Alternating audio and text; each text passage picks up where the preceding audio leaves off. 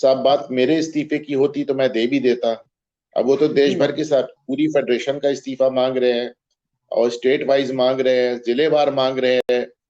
तो एक बात जो मुझे समझ में नहीं आ रही आलोक जी, कि जी इस्तीफा वगैरह तो ठीक है, आप इस्तीफा मांग रहे हैं, आप आरोप लगा रहे हैं, परंतु कार्रवाई तो एफआईआर पे होती है। आज 48 घंटे हो गए, अभी तक इस पे एफआईआर क्यों नहीं हुई आलोक भाई? क्योंकि हवा में एक बात कह दे रहा कि इन्होंने शोषण किया है, बहुत ढेर सारे खिलाड़ियों को शोषण किया है, एक अलग बात होती है बिना नाम बताए। लेकिन जब आप एफआईआर दर्ज कराने जाते हैं तो आपको नाम देना होता है कि किसका शोषण हुआ, कहाँ शोषण हुआ, कैसे शोषण हुआ, किन परिस्थितियों में हुआ, क्या सबूत है, तमाम चीजें ऐसे सामने आती हैं। तो ये एक बड़ी अजीब सी बात है कि कोई भी खिलाड़ी इसमें एफआईआर नहीं दिखा रहा है और सिर्फ एक जुबानी एक हमला बोल रखा है, एक मीडिया ट्रायल चला रखा है और इसके चलते उनसे इस्तीफा मांगा जा रहा है। आज सुबह तो मैंने सुना ब्रिजभूषण जी कह रहे थे कि भाई मैं किसी का कृपा पात्र तो हूं नहीं, मैं तो खूंटा जमा के यहीं बैठा रहूंगा। और अब चूंकि उन्होंने सारी फेडरेशंस की इस्तीफे की मांग कर दी है तो उन्होंने इसको एक दूसरा कलर भी दे दिया है। तो आपको क्या लगता है आलोक भाई कि इसमें अब तक एफआईआर क्यों नहीं हो रही? देखिए अनुपम जी, पहले मुझे लगता था अभी दोपहर तक के डेवलपमेंट में कि ठीक है, आरोप लगा है, निश्चित बात है कोई ना कोई आधार होगा। लेकिन ब्रिजभूषण शरण जी की मांग के बाद जो ये जानकारी मुझे मिली कि ये पूरी फेडरेशन को भंग करना चाहते हैं राज्यों की, तो उसके बाद फिर थोड़ा सा मेरा माथा भी ठनकता है दो बातों से। जैसा आपने पहले कहा, आप भी एडवोकेट हैं और लॉ ग्रेजुएट मैं भी हूं, कि अगर कोई शोषण हुआ है और आप कह रहे हैं हुआ है, तो उसके लिए आप ठीक है, आपने धरना प्रदर्शन करना ये भी ठीक है, आप आरोप लगा रहे हैं ये भी ठीक है, लेकिन इतने भर से कार्यवाही संभव नहीं है। आपको फिर कानून की शरण में जाना ही पड़ेगा ना। आपने वो फिर कहीं ऐसा ना हो कि मीटू जैसा हो जाए कि सबने आरोप लगा दिए, फिर पता चला वो उसमें से बहुत ज्यादा चीजें तो सही नहीं है। तो मुझे ये लगता है कि जितने भी खिलाड़ी हैं, जो लोग उनके समर्थन में आए हैं, वो दोहरा काम कर सकते हो, अपना प्रदर्शन जारी रखें। लेकिन जैसा कि दोपहर में मेरे पास तक जानकारी आ रही थी और यूपी तक नहीं जानकारी दी थी, मैं उस प्रोग्राम में था, कि खिलाड़ियों ने कहा था कि शाम को वो लीगल मतलब एफआईआर की तरफ जाएंगे। लेकिन शाम हो रही है 6 बजे तक, अभी तक यूपी तक में ऐसी कोई बात नहीं बताई कि वो लोग एफआईआर की तरफ प्राथमिकी दर्ज कराया। तो अगर वो ऐसा नहीं कर रहे हैं और सिर्फ अपनी डिमांड का दायरा बढ़ा रहे हैं, अभी अगर एक व्यक्ति के इस्तीफे तक की बात थी तो मैं उनके साथ था कि चलो भाई ठीक है, क्योंकि इतने बड़े पद पर रहते हुए और बहुत बार ऐसा हुआ है कि ऐसा शोषण हुआ है और इतने लोग आ रहे हैं तो हुआ होगा।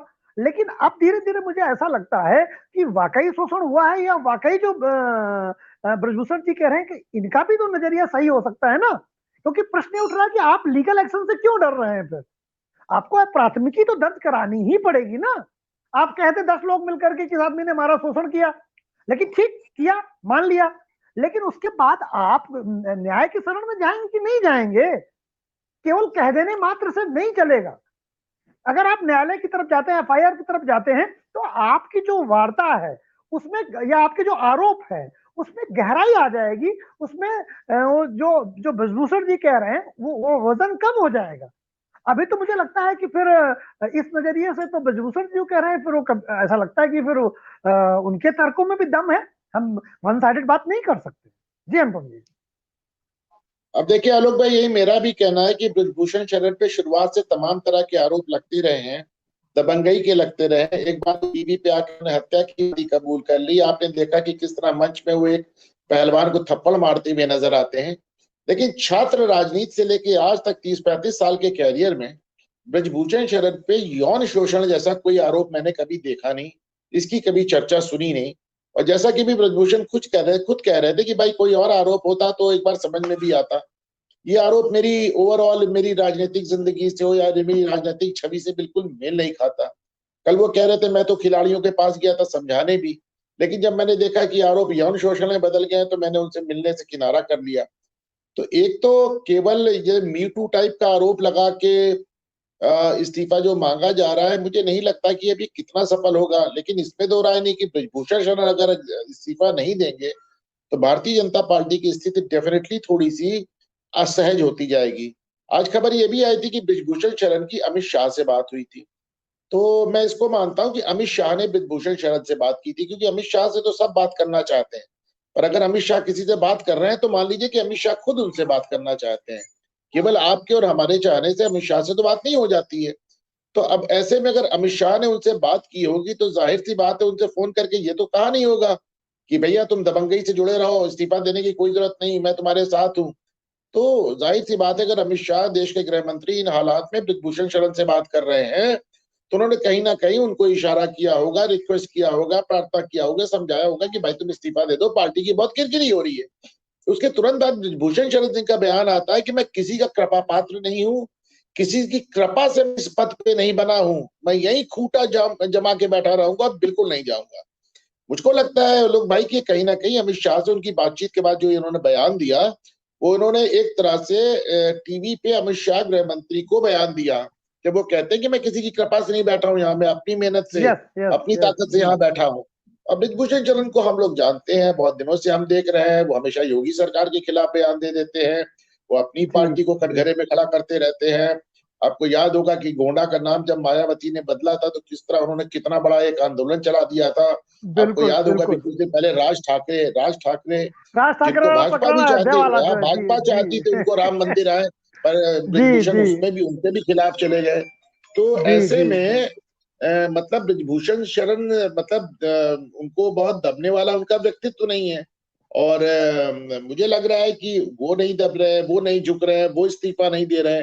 आप देख रहे हैं खाप पंचायतें भी ये इस आंदोलन में कूद पड़ी हैं। मुझे लगता है आजकल में राकेश टिकैत भी आपको इस पे नजर आएंगे। तो ये पूरा का पूरा एक जो चार्ट लैंड जो बहुत दिनों से किसी ना किसी मुद्दे पर उद्वेलित हो रहा है, इस पे फिर से आप एक नया आंदोलन देखेंगे। और ये जाहिर सी बात है कि भारतीय जनता पार्टी इस समय ऐसा बिल्कुल नहीं चाहेगी। और लेकिन अगर वो ब्रिजभूषण को बर्खास्त कर दे, फेडरेशन भंग कर दें, तो वो एक दूसरा एक्सट्रीम मेजर हो जाएगा। तो इसकी मतलब आलोक भाई आपको क्या लग रहा है कि इसका लॉजिकल एंडिंग कहाँ जा रही है? अनुपम जी, मुझे लगता है कि ये ब्रजभूषण जी के हाथ में है कायदे से। वो नहीं करें करें वो अलग बात है, क्योंकि जिस तरह का अमित शाह जी से बात करने के बाद बयान दे रहे हैं तो मुझे नहीं लगता करेंगे। लेकिन सबसे अच्छा हाल ये होता कि ब्रजभूषण शरण जी इस्तीफा दे देते, जांच बैठ जाएगी। अगर दूध का दूध पानी का पानी हो जाएगा, बीजेपी के लिए थोड़ा और सा एम्बेरसमेंट कम हो जाएगा। ब्रिजभूषण का आलोक भाई ब्रिजभूषण का ये कहना है कि ये इतना गंदा आरोप है, मैं इस तरह का ठप्पा लगवा के, इस तरह का बिल्ला अपने गले में लटका के इस्तीफा नहीं दूंगा। और मैं समझता हूं कि ये बात है, देखिए हमारा अपना एक हिंदुस्तानी समाज है, आप भी जानते हैं, आरोप साबित हो ना साबित हो, इस तरह के आरोप लग जाता है तो फिर आदमी जिंदगी भर के लिए कटघरे में खड़ा हो जाता है। आलोक भाई अनुपम जी, अब मैं आपको बताऊं कि अब आरोप तो लग गया, वो इस्तीफा दें या न दें। इस्तीफा देंगे तो भी वो आरोप लगा रहेगा और नहीं देंगे तो भी लगा रहेगा। अब आरोप लगने के बाद फिर तो जिसको जो मानना है बहुत चीजें मान चुका है।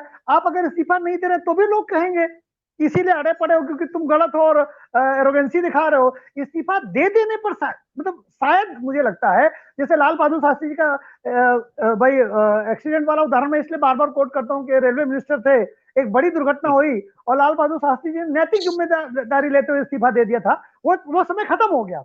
लेकिन मैं कह रहा हूं कि इस्तीफा देने से उनकी छवि में वो सिद्ध हो जाएगा, ये नहीं है। नहीं दे रहे हैं तो भी अब आरोप लगने के बाद तो वो जो होना था वो हो गया, कीचड़ उछल चुका है। अब उनकी जांच हो जाए, जांच में वो बेदाग साबित हो तो ही इससे बरी होंगे। लेकिन वो टिके रहेंगे पद में तो इसकी वजह से उनके ऊपर वो आरोप हल्का पड़ जाएगा। अनुपम जी, मैं ऐसी उम्मीद नहीं देख पा रहा हूँ।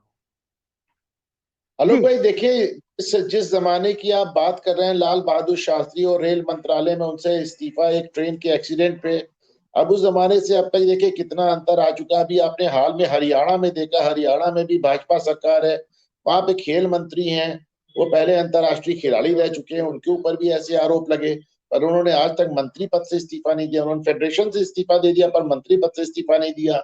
हमने दिल्ली में आम आदमी पार्टी की सरकार को देखा, वहां पे उनका मंत्री जेल में है, उससे इस्तीफा नहीं लिया। हमने महाराष्ट्र में देखा, नवाब मलिक को देखा, आदमी जेल में मंत्री बना हुआ है, कई कई महीनों से जेल में है, 6 6 महीने से, एक एक साल से जेल में है, उनसे इस्तीफा नहीं लिया जा रहा है। तो शास्त्री जी के जमाने को आज के जमाने से कंपेयर करना तो बड़ा अजीब होगा। मैंने देखिए आपको 3 पार्टियों का हाल बता दिया, एनसीपी, कांग्रेस, आप और भाजपा तो दो दो मामलों में लिप्त है, हरियाणा में भी और यहाँ भी है।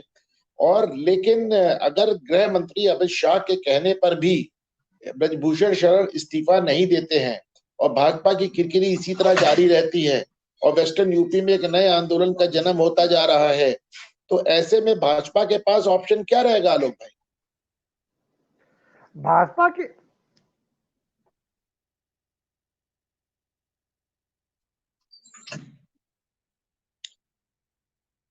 लेकिन आपकी आवाज नहीं आ रही हेलो, आलोक भाई। जी जी जी, मैं आ गया, वो नेटवर्क ब्लिंक कर गया था। देखिए, भाजपा के लिए मुझे जैसा आप अंदेशा लगा रहे, मुझे वही लग रहा है, भाजपा के लिए तो एक तरफ समुद्र एक तरफ खाई वाली स्थिति है, क्योंकि भाजपा अब ये इधर आने कि हम इस्तीफा नहीं देंगे, और अगर ये चीजें इस्तीफा नहीं देते हैं, क्योंकि उन्होंने देखिए जैसा कि आपने बताया वो संकेत दे दिया है। अमित शाह, द अमित शाह मानता हूं मैं, उनके फोन के बाद अगर वो कहते हैं कि हम किसी कृपा से नहीं बने हुए हैं, मैंने सुना किसी से कृपा वाला, लेकिन पीछे वाली बात मुझे आपसे पता चली कि अमित शाह जी के फोन उनके पास पहुंचा था, ये जानकारी मेरे पास नहीं थी शायद। तो अब उसके बाद अगर अमित शाह जी से कोई कहते हैं कि भाई हम किसी कृपा से नहीं बने, तो ये तो इस्तीफा देने से रहे, तो अल्टीमेटली ये बचता है कि बीजेपी इनके ऊपर कार्रवाई करे और इन्हें पद से हटाए। भाई जिसकी जिसकी वजह से बने वो अपना हटा देंगे। एक व्यक्ति का डैमेज नुकसान क्या हो सकता है, देखिए सांसद का देखिए वो। ब्रजभूषण, देखिए आलोक भाई, ब्रजभूषण शरण का भी 6-7 जिलों में इतना जबरदस्त कब्जा है, 25 सीटों पे वो इतना असर रखते हैं, उनके सैकड़ों कॉलेजेस चलते हैं, लाख लोग से ज्यादा लोग उनके ऊपर सीधे अपनी रोजी रोटी के लिए डिपेंड हैं, बड़े बड़े वो टैलेंट सर्च कराते हैं, छात्रों को सम्मानित करते हैं, 6-7 जिलों में इनका इतना जबरदस्त रुतबा है, ऐसे में कोई उनसे उलझना नहीं चाहता, वो भी चुनावी मौसम में। लेकिन आलोक भाई, मैं इस बात को मानता हूं कि कितना भी जिद कर लें ब्रजभूषण शरण, लेकिन ये मामला ऐसा है और जिस तरह ये राष्ट्रीय और अंतर्राष्ट्रीय स्तर पे उठ रहा है, मुझे नहीं जी लगता है जी कि जी ब्रजभूषण शरण इसमें स्टे कर पाएंगे, आगे पीछे उन्हें हटना ही पड़ेगा। अब देखने की बात ये होगी आलोक भाई कि वो हटते हैं कि उनको सरकार हटाती है, खेल मंत्रालय हटाता है, या फिर कोई न्यायालय चला जाता है, न्यायालय हटाता है। लेकिन आलोक भाई, सबसे पहला कदम इसमें ये होना चाहिए कि एक प्रॉपर प्राथमिकी दर्ज की जानी चाहिए, एफआईआर लॉन्च की जानी चाहिए।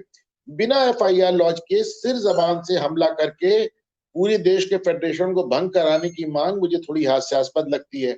आज आलोक भाई, किसी टेक्निकल ग्लिच के चलते हमारी एंकर गौरांशी हम लोग के साथ शामिल नहीं हो पाई और नहीं, हमें आपको जी का गौरव जी, मौका मिल हमें गया। आपको मौका दे रही हैं टेक्निकल ग्लिच की वजह हाँ, से कि हम लोग जो नहीं है, तो और वो सुन बहुत पा रही बढ़िया हो हैं। गया आलोक भाई। जी और अगर अब जी आप ठीक समझे तो हम अब इस प्रोग्राम को यहीं पे अब समाप्त करते हैं जी और दर्शकों जी से जी इजाजत जी, लेते हैं। बस 30 सेकंड में लूंगा मैं, यही जो आपने बात कही है कि प्रॉपर एफआईआर, और उसके साथ देखिए बीजेपी जो है एक्शन इसीलिए नहीं ले रही, तो कोई सामान्य व्यक्ति होता तो अब तक एक्शन हो चुका होता, लेकिन भारतीय जनता पार्टी ये मनाने की कोशिश कर रही है इनको कि अगर ये मान जाए तो जो 6-7 जिलों में इनका प्रभाव है, थोड़ा प्रभाव भी कम हो जाए, मतलब वो निगेटिव ना जाए, और इधर वो हरियाणा और वो जो दूसरी चीजें डेवलप हो रही वो भी ना हो, बीच का कोई रास्ता निकल आए। अगर बीच का रास्ता नहीं निकलता तो फिर एक व्यक्ति की तो बलि जानी ही जानी है, वो फिर ब्रजभूषण जी की ही जाएगी, और कोई दूसरा रास्ता भारतीय जनता पार्टी के सामने मुझे दिखाई नहीं देता है। करण जी, अगर आपकी आवाज आ रही हो तो एक बार आप ही समाप्त करें, अच्छा लगेगा। अगर नहीं आ पा रही तो फिर इसको, जी नहीं आ पा रही आज आपकी आवाज तो, गौरांशी की आवाज नहीं आ रही है आलोक भाई। और जी जी, चलिए, तो हम लोग आपको अब और इस प्रोग्राम गौरांशी को जो दोनों है, से जी विदा लेते हैं। नमस्कार। जी।